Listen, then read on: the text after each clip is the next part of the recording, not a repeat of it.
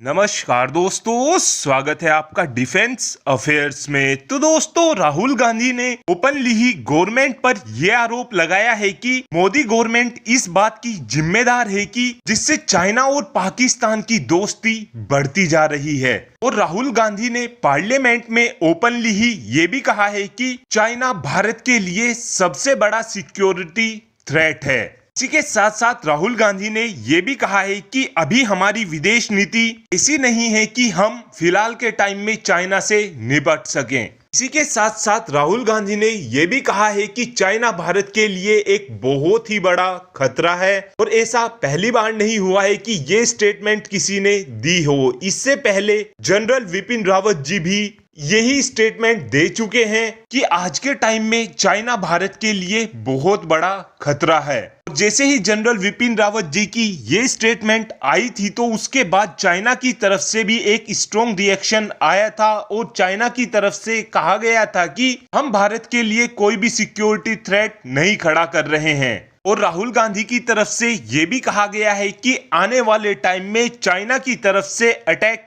जरूर होगा। इसी के साथ साथ राहुल गांधी ने ये भी कहा है कि भारत की पॉलिसी का एक स्ट्रेटेजिक रोल रहा है जिस वजह से चाइना और पाकिस्तान की दोस्ती इतनी ज्यादा बढ़ चुकी है।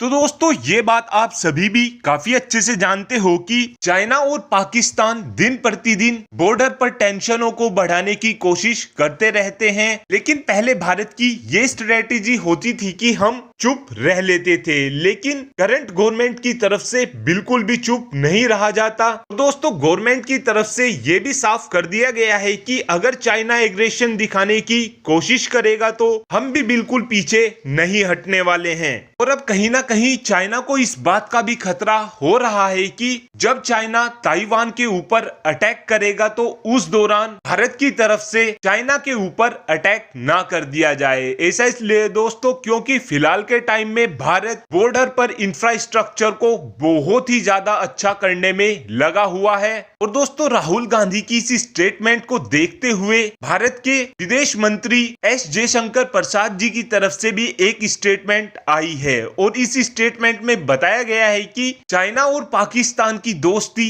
पहले से ही बहुत ज्यादा मजबूत हो रही थी। और दोस्तों, आपको बता दें कि भारत की तरफ से इस बार BRO को यानी कि बॉर्डर रोड ऑर्गेनाइजेशन को फंडिंग भी और ज्यादा मिलने वाली है। और पिछले साल के बजट में ये फंडिंग 2500 करोड़ रुपए होती थी, लेकिन इस बार इस फंडिंग को 3500 करोड़ रुपए कर दिया गया है। और इस बार भारत ने BRO को 40% अलॉटमेंट को बढ़ा दिया है और इस पैसे की मदद से आने वाले टाइम में BRO बॉर्डर के पास और भी ज्यादा अच्छा इंफ्रास्ट्रक्चर खड़ा करेगा, जिस वजह से आने वाले टाइम में अगर चाइना की तरफ से एग्रेशन दिखाने की कोशिश की भी जाती है तो भारतीय सैनिक तुरंत ही चाइना को अच्छे से जवाब देने के लिए कुछ ही घंटों में बॉर्डर तक पहुंच जाएंगे।